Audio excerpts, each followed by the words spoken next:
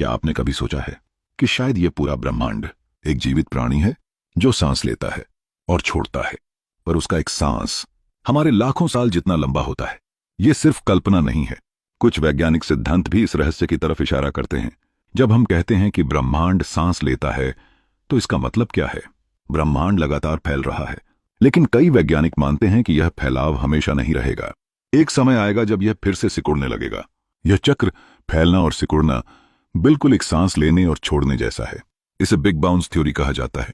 मतलब हो सकता है कि हमारा ब्रह्मांड एक ऐसी जीवन प्रक्रिया का हिस्सा हो जो हमारे सोच से भी परे है। अब सोचिए, हमारी पृथ्वी की आधुनिक टेक्नोलॉजी सिर्फ कुछ 100 साल पुरानी है, लेकिन ब्रह्मांड करीब 13-8 अरब साल पुराना है।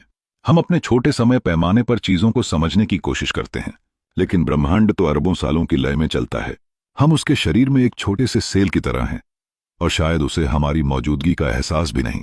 अब सवाल यह है, क्या ब्रह्मांड के पास वो गुण हैं जो हम जीवित चीजों में देखते हैं? एक जीव के लक्षण होते हैं: ऊर्जा का उपयोग, विकास, प्रतिक्रिया देना, पुनर्जनन। ब्रह्मांड ऊर्जा को बनाता और उपयोग करता है, जैसे सितारों का जन्म और मृत्यु। ये अपने आप को दोहराता है। बिग बैंग, फिर विस्तार, और शायद फिर बिग क्रंच। और शायद हम, आप और हर जीवित चीज ब्रह्मांड के उसी जीवित होने का हिस्सा हैं।